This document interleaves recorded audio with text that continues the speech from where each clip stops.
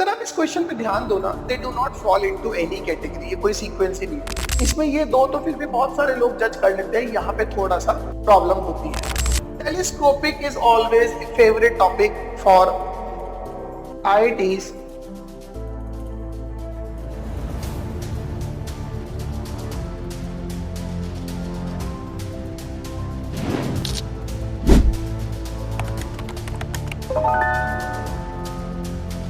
So, hello everybody. The chapter that I'm going to start today is Sequence and Progression। ये 11th class का chapter है। AP आप लोगों ने 10th class में की होगी, GP आप लोग 11th क्लास में कर रहे हो, ठीक है। बट जब एनीवेज जो बच्चे कंपटीशन की तैयारी करते हैं वो तो AP, GP, HP, AIM, JIM, inequality, miscellaneous series, BN method, ये सभी कुछ अभी करते हैं, ठीक है। पढ़ाने के तौर पे बोलो, इस चैप्टर में पढ़ाने के नाम पे अगर आप कंसेप्ट देखोगे they are very limited, but the level of questions is getting higher and higher day by day, especially JEE mains में तो बहुत मुश्किल क्वेश्चन भी और लेंदी आल्सो आए हुए हैं। कंसेप्ट कोई नया नहीं है, वही पुरानी बातें जो आप 11th 12th में सीखोगे, बट क्वेश्चंस का लेवल है। फाइन, तो अब हम शुरू करेंगे इस चैप्टर को। 11th क्लास के बच्चे तो डेफिनेटली स्टार्ट करें, 12th वाले भी एक रिवीजन मोड में इसकी 2-3 एक्सरसाइज करके रखें before there final execution of the revision. Fine. So today we are going to start volume 1, sequence and progression exercise 1. The question जो मैंने पहला क्वेश्चन सेलेक्ट करा है, that is question number 5. A1 to A5 भी 5 terms geometric progression में है और ये सब 100 से छोटे हैं, एक इंक्रीजिंग ऑर्डर में है। इसका मतलब ये मुझे पता लग गया कि जो भी GP का कॉमन रेशियो आप सेलेक्ट करते हो that should be more than 1 और वो सबके सब इंटीजर भी हैं। Then the number of 5 terms in GP, कितने ऐसे सीक्वेंस बन सकते हैं। देखो कॉमन सेंस से शुरू करते हैं, ज्यादा दिमाग नहीं लगाते। सबसे पहले अगर मैं देखूं कि R अगर 2 होता है, ठीक है, इंटीजर पहले कॉमन रेशियो इंटीजर सेलेक्ट करते हैं। अगर R की वैल्यू 2 होती है तो what 5 terms you have in GP? 1 2 4 8 16, 2 4 8 16 32, 3 6 12 24 48, 4 8 16 16 32 64, 5 10 20 40 80, 6 12 24 48 96। अब अगर मैं पहले टर्म को 7 लेता हूं, so the 5th term is going to exceed 100। तो मेरे पास ये कुछ सीक्वेंस आए 1 2 3 4 5 6 एज ए काउंटिंग 6। अब अगर मैं R को 3 लेता हूं, so the terms that you are going to get 1 3 9 27 81। बस एक ही सीक्वेंस आएगा इन दैट केस, क्योंकि अगर मैं 2 से स्टार्ट करूंगा तो it will definitely go beyond 100। अब R को अगर 3 लेते हैं तो एक आ गया, R को अगर 4 लेते हैं तो एक भी सीक्वेंस 5 टर्म का नहीं आएगा, जिसके पांचों टर्म 100 से छोटे।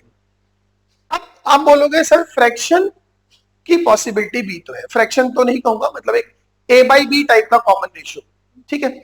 इसमें एक बड़ी कॉमन सेंस से मुझे लगता है कि अगर मैं R को 3/2 सोच के देखूं, आप समझो टर्म्स क्या बन रहे हैं, AR square, AR cube, AR to the power 4। अगर इस टर्म को इंटीजर रखना है तो उस A को कम से कम 16 से डिविजिबल होना पड़ेगा। मैं वहीं से शुरू करता हूं, let me assume first term as 16, तो सेकेंड टर्म क्या होगा, 8 3 जा 24, नेक्स्ट क्या होगा 24 इंटू 3/2 36, नेक्स्ट क्या होगा 36 इंटू 3/2 54, एंड नेक्स्ट क्या होगा 54 इंटू 3/2 81। एम आई करेक्ट? अब आप एक चीज सोचो, इसको जितना भी हम अगर अब ट्रैक करने की कोशिश करेंगे, लेट अस अज्यूम कि अब मैं जो नेक्स्ट R है उसको मैं नॉट इसको मैं अगर 4/3 रखने की कोशिश करूं, so this AR to the power 4 जो है इसमें एक कम से कम 3 टू द पावर 4 से डिविजिबल होना चाहिए। अब अगर आप फर्स्ट टर्म को 81 लेते हो तो नेक्स्ट ही क्या बन जाएगा, 81 इंटू 4/3 दैट इज 108, और ये केस मेरे को एक्सेप्टेबल नहीं है। Am I correct? सो इस तरह से अगर आप देखोगे तो एक सीक्वेंस आपके पास ये आई, तो 6 + 7 + 1 टोटल 8 ऐसी ज्योमेट्रिक प्रोग्रेशन बन सकती हैं जिनके पांचों टर्म्स इंटीजर हैं, जो 100 मैक्सिमम हो सकता है। ऐसी 8 सीक्वेंस है। फाइन, बहुत ही बढ़िया क्वेश्चन है। इसमें ये दो तो फिर भी बहुत सारे लोग जज कर लेते हैं, यहाँ पे थोड़ा सा प्रॉब्लम होती है। अब मैंने इसके लिए कोई मेथड को नहीं बताया है, बुक में एक सोल्यूशन दे रखा है, आप वहां पे रेफर कर सकते हैं, बट फिर भी मुझे ये हमेशा कन्वीनियंट लगता है। फाइन, और कोई इतना बड़ा नहीं है कि हम बिल्कुल सोच नहीं सकते। Now let us see this question. Given two sequences, एक S1 है एक S2 है, then S1 minus S2 S1 plus S2 something like that they are asking। ठीक, थोड़ा सा ना सीक्वेंस को एनालाइज करो। 1 minus 1/2 plus 1/3 minus 1/4 and so. ठीक, इस S1 को अगर मैं ऐसे लिखूं 1 minus 1/2 plus 1/3 minus 1/4 1/1,001। एक काम करते हैं, 1 इसको करता हूं +1/2, तो बेसिकली एक अलग से टर्म आ जाएगा -2 टाइम्स 1/2, क्योंकि 1/2 एक ऑलरेडी नेगेटिव के साथ यहां पे है, एक आपने ऐड किया तो उसको भी सब्ट्रैक्ट करोगे, सो -2 टाइम्स 1/2, 1/3 एज इट इज। इसको अगर मैं +1/4 रखूंगा तो यहां पे भी -2 टाइम्स 1/4 करना पड़ेगा। फाइन, देन 1/5, देन अगेन 1/6 करूंगा तो -2 टाइम्स 1/6 भी करना पड़ेगा। ऐसे करते करते आपको, अगर आप 1/1000 को ऐड करोगे तो उसको हमें एक बार 2 बार सब्ट्रैक्ट भी करना पड़ेगा, और लास्ट वाला टर्म आएगा 1/1001। नाउ ये तो है ही एज इट इज।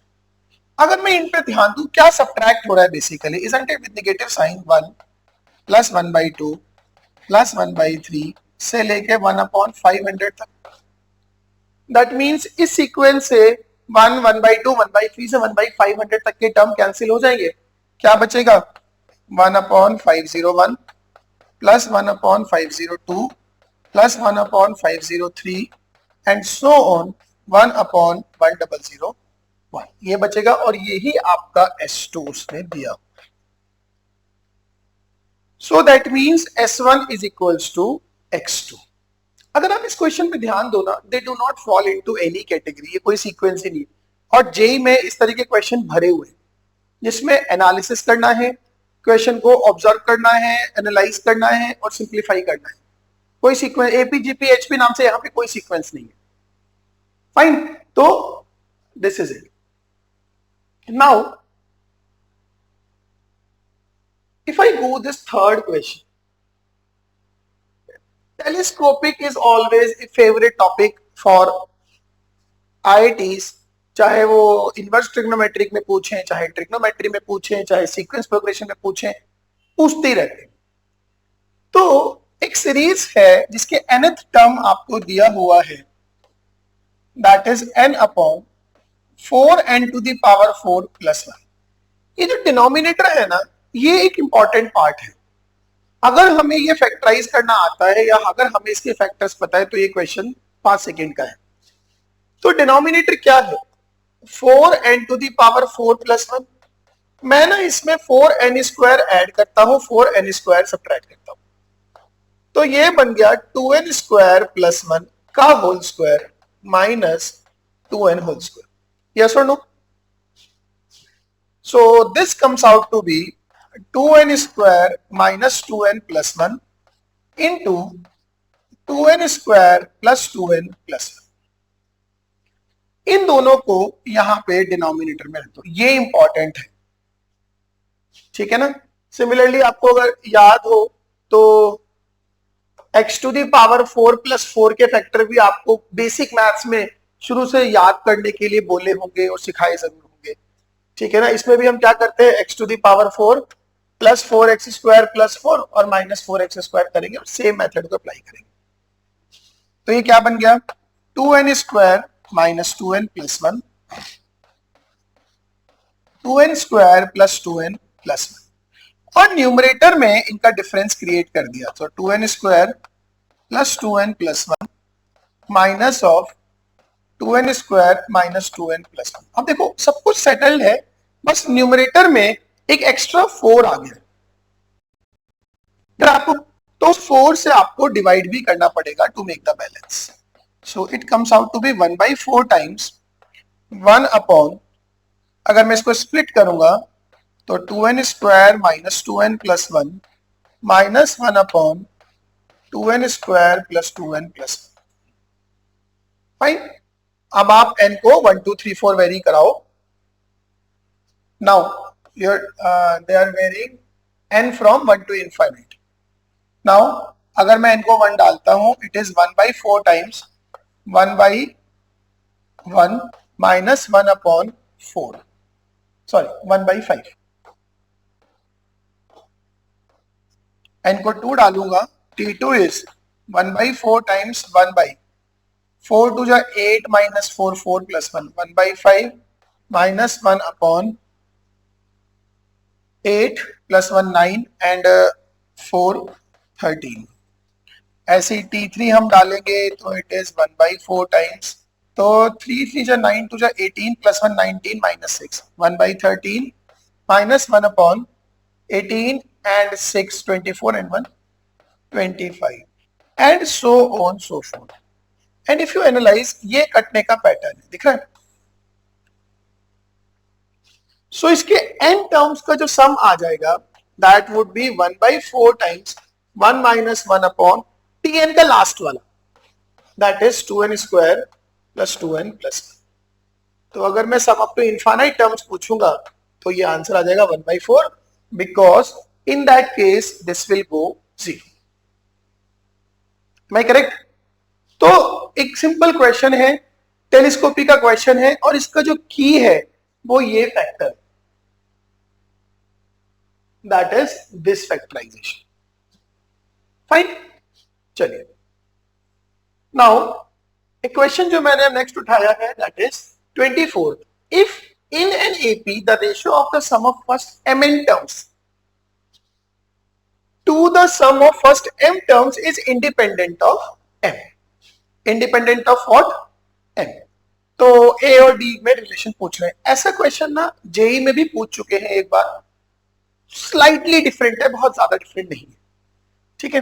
चलो, तो अगर मैं sum of mn terms upon sum of m terms की बात करूं, simple formula is mn/2 2a plus mn minus 1 into d divided by sum of m terms is m/2 2a plus m minus 1 into d। You get this?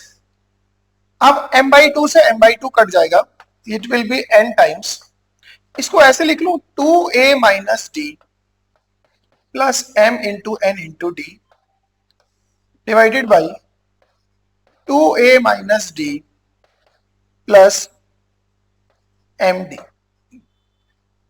To the sum of first m terms is independent of m, then the common ratio, common difference and first term are related as। अब आप एक simple चीज सोचो, अगर इसको m से independent करना है तो एक तरीका तो d 0 है, वैसे तो कुछ ऑप्शन में है नहीं। दूसरा तरीका क्या है कि अगर मैं ये 2a माइनस d को 0 कर दूं तो फाइनली आपका जो एक्सप्रेशन है m से m कैंसिल हो जाएगा और इंडिपेंडेंट ऑफ m आ जाएगा, ठीक है। सो दैट मीन्स वो रिलेशन क्या आता है, 2a equals to d, 2a equals to d। This will be your correct answer. Fine, आसान क्वेश्चन है।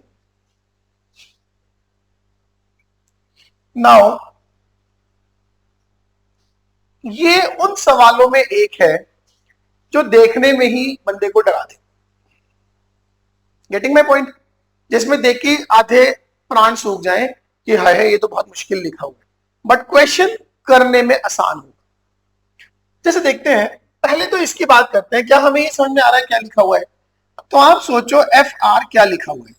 अब जे को 2 से n वेरी कराना है, so that means 1 upon 2 to the power r plus 1 upon 3 to the power r plus 1 upon 4 to the power r and so on 1 upon n to the power r. Am I correct? Now they are saying sigma r varying from 2 to infinite fr. Isn't it? Sigma r varying from 2 to infinite 1 upon 2 to the power r. Sigma r varying from 2 to infinite 1 upon 3 to the power r. Sigma r varying from 2 to infinite 1 upon 4 to the power r. And so on, sigma r varying from 2 to infinite 1 upon n raised to the power r. अब अगर आप ध्यान दोगे ना, ये infinite geometric progression है कि नहीं? इसका मतलब इसका सम कितना आएगा? देखो फर्स्ट टर्म जो है ना वो 1/2 स्क्वायर बनेगा. a upon 1 minus r is 1/2. Common ratio 1/2. 1/3 square upon 1 minus 1/3. 1/4 square upon 1 minus 1/4 and so on 1/n square upon 1 minus 1/n. ये आ गया.